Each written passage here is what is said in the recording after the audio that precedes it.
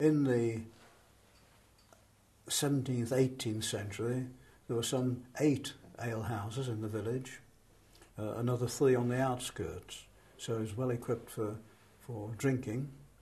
3 of those alehouses were located around the market cross.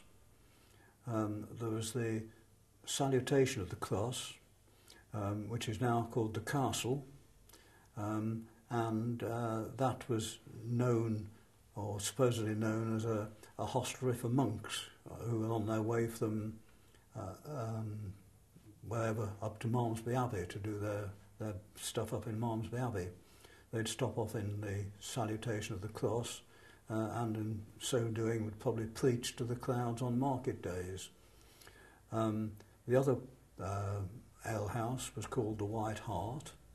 The White Hart is probably the oldest building in the village, or one of the oldest buildings in the village. Its half-timbered front is now obscured by rendering, but it is a very ancient building, and that was built, I'm quite sure, in the 16th century. There is a spurious date in the bar of the White Hart, a 17th century date that's been put on a beam in there, and that's quite incorrect. The building is very much older than that. There are 2 interesting inns on the outskirts of the village. One was the Salutation at the Foss.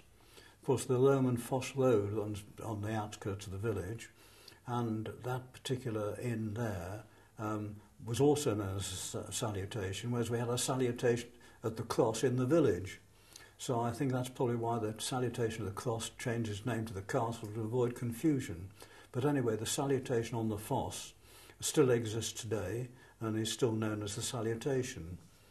The other inn which is now in the village of Ford, which at that time did come into Castle Combe, and that was the Scroope's Arms.